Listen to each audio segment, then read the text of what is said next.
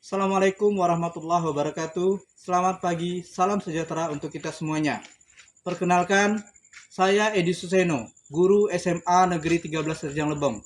Pada kesempatan ini saya mengikuti apresiasi GTK tahun 2025 kategori guru dedikatif. Pada kesempatan ini juga saya akan berbagi praktik baik, pemanfaatan teknologi tepat guna pada pendekatan pembelajaran mendalam di SMA Negeri 13 Rejang Lebong. Saksikanlah.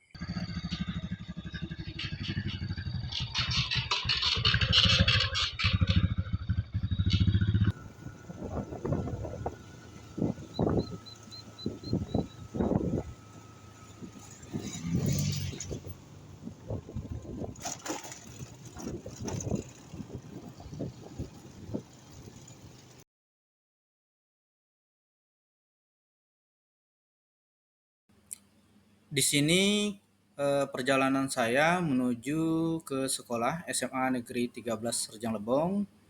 Terlihat di daerah ini masih banyak di tempat sawangan dan hutan. Dan saya menggunakan roda 2. Kami rame-rame, teman-teman juga berada di belakang saya sampai menuju ke sekolah. Di sini perjalanan saya, alhamdulillah, akhirnya kami tiba juga di tempat kami mengajar, yaitu SMA Negeri 13 Rejang Lebong. Kita lihat teman-teman sudah masuk duluan, saya di belakangan. Ya, ini jalan lintas Kecamatan Padang, Kabupaten Anding. Jadi ada beberapa masyarakat yang aktif ini lewat. Oke, kami masuk dulu ke sekolah. Nah, inilah kondisi sekolah kami SMA Negeri 13 Rejang Lebong, yang mana lapangannya belum semuanya di semen, masih tanah, dan parkir juga masih berserakan karena kami belum memiliki lahan parkir, hanya ada tempat parkir gurunya.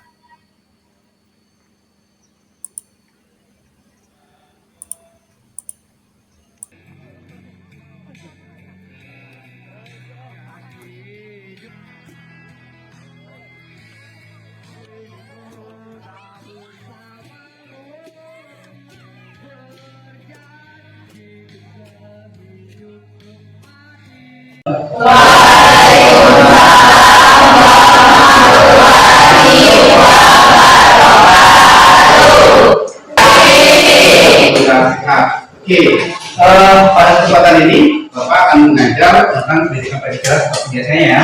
Oke, sebelumnya kita mulai belajar, kita berdoa terlebih dahulu. Silakan Pak. Ya, berdoa mulai.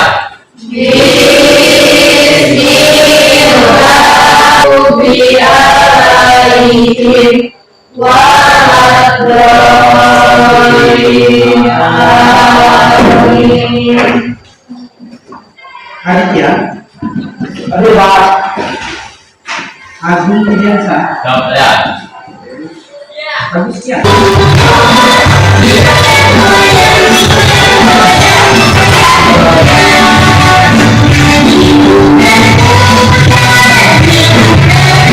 Sebelum kita masuk pembelajaran kenegaraan, Bapak akan merefleksikan pembelajaran sebagai prinsip-prinsip dasar yang menjadi pandangan hidup landasan bagi. Ayo, di sini siapa yang menjawab? Oke, silakan. Pada sidang BPUPKI pertama, ada 3 orang anggota BPUPKI yang menurut Soekarno sendiri menjadi seorang ketiga yang menyusulkan rumus Pancasila setelah. Terima kasih ya, benar ya. Yang bisa otomatis berarti Bapak dapat menyimpulkan ternyata yang sudah sedikit video pembelajaran berikut.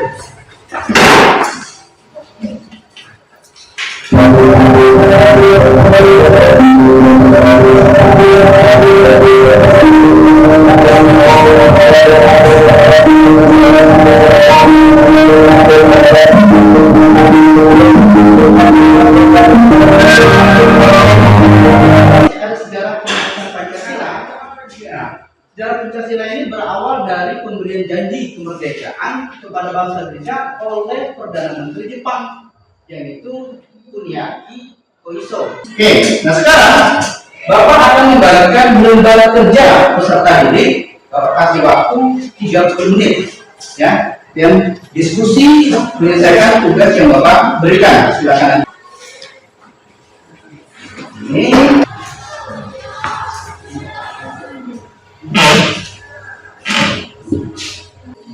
Oke, baiklah. Kelompok siapa yang mau presentasi terlebih dahulu? Kelompok satu. Oke, silakan kelompok satu mau presentasi dan kelompok 2 dan 3 menyimak ya. Pada tanggal 29 April 1945, terbentuknya GPUPK yang diketahui oleh KRT Regimen Leningrad dengan wakil ketua Ichi Bangse Yosio dan Raja Panji Suroso. GPUPK ini melaksanakan 2 kali sidang. Sidang 1. Baiklah, saya akan menjawab pertanyaan yang disampaikan oleh kelompok 2, yaitu dari Asih Lestari, di mana dia mempertanyakan ulasan lisan dari yang disampaikan oleh Muhammad Yani. Menurut dari diskusi kami, ulasan yang disampaikan oleh Muhammad Yani yaitu ada 5 ulasan yang disampaikan secara lisan. Yang pertama, tadi kebangsaan, yang kedua, kemanusiaan. Bagaimana dengan kelompok 2? Terima kasih, mungkin itu saja yang dapat kami sampaikan. Waalaikumsalam warahmatullahi wabarakatuh.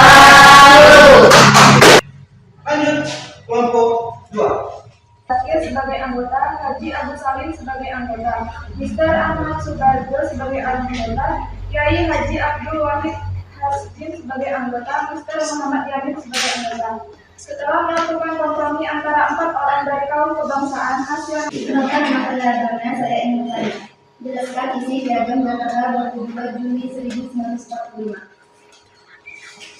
Baiklah, kami akan menjelaskan yang ditanyakan oleh teman-teman. Isi piagam Jakarta yang pertama adalah ketuhanan yang Maha Esa dengan kewajiban menjalankan syariat Islam bagi pemeluknya. Ada lagi yang bertanya? Tidak ada ya? Sekian presentasi dari kelompok 2, kami akhiri.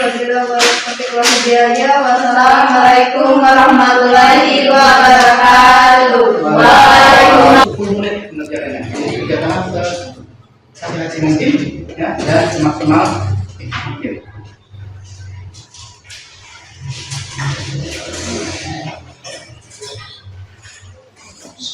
Antara 4 orang dari kaum kebangsaan nasionalisme, 4 orang dari Sekilas Islam tanggal 22 Juni 1945.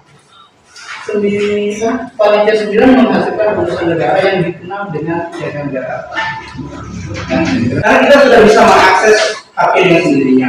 Buku pembelajaran yang kita pakainya ada daftar. Jadi kalau kalian malas buka buku, karena bahkan nanti kalau buku ya, kita buka HP tapi sudah sembarang materi juga ya, scan itu. Dan juga materi-materi pembelajaran yang sekarang itu tidak mesti harus di buku, di YouTube bisa, di YouTube. Kalau tadi kita rumuskan dasar negara, maka sekarang adalah fungsi kedudukan Pancasila. Yang pertama kita tadi Pancasila sudah dijadikan sebagai dasar negara. Loh, kalau sudah jadi dasar negara, nanti dilanjutin sebagai ideologi negara dan identitas nasional atau identitas negara Indonesia itu sendiri. Oke, baiklah.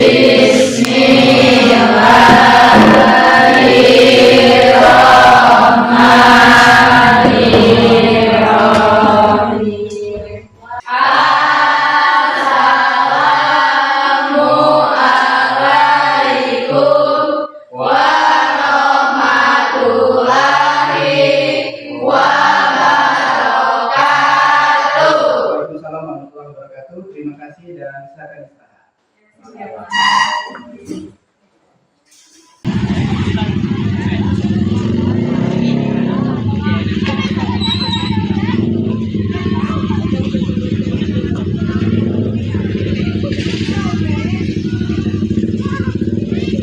Demikianlah berbagi praktik baik pada hari ini, pemanfaatan teknologi tepat guna pada implementasi pendekatan pembelajaran mendalam di SMA Negeri 13 Pejang Lebong. Semoga Bapak Ibu Guru se-Indonesia terinspirasi melaksanakan pembelajaran mendalam yang sangat menyenangkan bagi peserta didik. Terima kasih. Assalamualaikum warahmatullahi wabarakatuh.